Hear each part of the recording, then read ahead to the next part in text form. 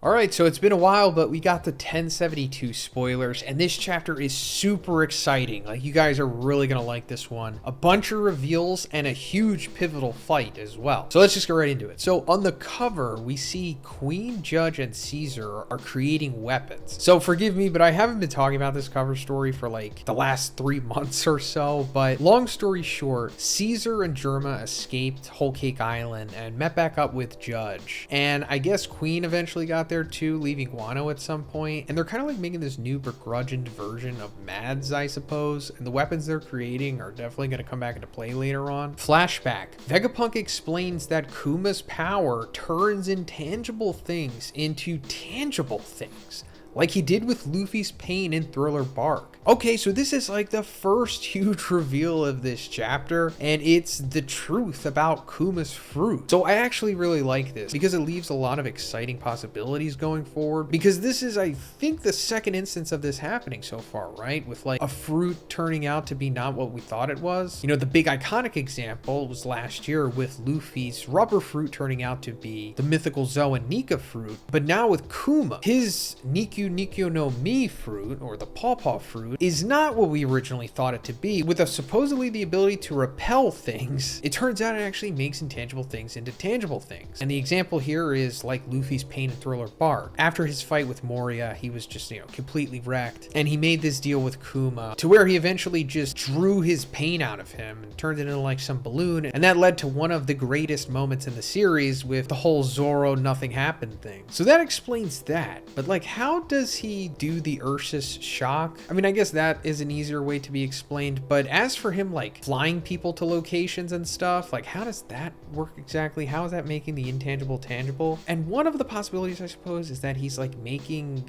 desires tangible, possibly, because like we saw recently when he used his ability on himself, he was sent to the red line, like run underneath Mary Joie. So it's possible that like his desire was to go there, so it made that tangible by like flying him there on like some kind of AI GPS. And I guess the same could be said for the Straw Hats back at Sabaody. Like when he was sending them to all the different locations, they all conveniently got sent to places where they could receive the training required to make them strong enough to go further. And I guess that was their desire at the time, because they had just gotten completely beaten down by Kizaru and the Pacifistas, being made painfully aware that they were severely underleveled for the area on the map that they were at the time. Maybe it will be explained that way later on, but it's possible that it won't be explained any more than this, and that's fine. But another thing that is possible is that he made his own memories into something tangible, like his memories or like his personality or something like that. So that's the way that Kuma can be saved here. Like before he was completely made into a robot, he like slapped his memories out of him and they became like, I don't know, some kind of balloon or something similar to the pain thing. And maybe that's still available to be like put into somebody else, maybe, so that Kuma can be made again. Maybe he gets put into like another pacifista or something, possibly. But first, let's talk about GamerSup's new flavor, Blowhole Blast. That's right, it's called Blowhole Blast. And not only does it come with some great aesthetic artwork, it also tastes great as well, because it has mango, coconut, and passion fruit with a finishing touch of lime. Like, I really enjoy this flavor, guys. They have the regular version, and they also have a caffeine-free version that just has the nootropics in it. And I, of course, always drink my GamerSups in my waifu cup. So if you're interested in getting yourself some Blowhole Blast, check out the link in the description, or you could always just use code BIGZ for 10% off. Thanks, guys. Kaku uses his awakened form against Zoro,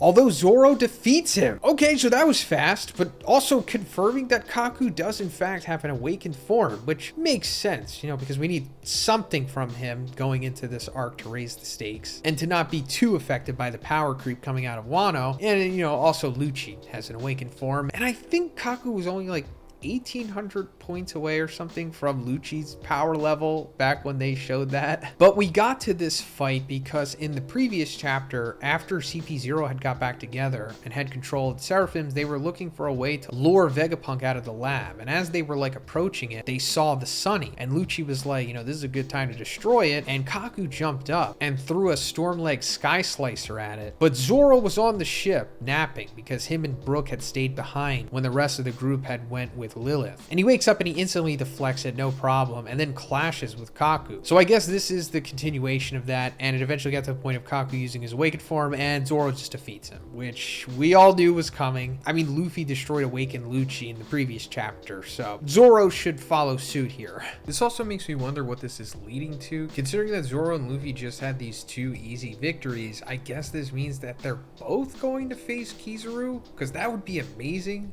We hardly ever get to see Luffy and Zoro team up, so them teaming up to take on Kizaru would be incredible, and that's obviously a very winnable fight for them. I mean, it's already being debated if one of them single-handedly could take him down. I'm not saying it's guaranteed, but there has to be like a next big challenge for them, right? Something above CP0. It is revealed that Stussy is a clone of a former member of the Rocks Pirates. Okay, yeah, so this is a huge reveal here. But before I go any further, I also have to point out the possibility of who that might be, because that's another spoiler that's going around here. So what we've been talking about up until this point has been confirmed by Redon, but this next spoiler is not confirmed by him as far as I know, but it's being mentioned so much in the spoiler communities that it seems like it is legit. But just keep in mind, there's a possibility it's not. But Stussy is a clone of former member of the Rocks Pirates, Bakken.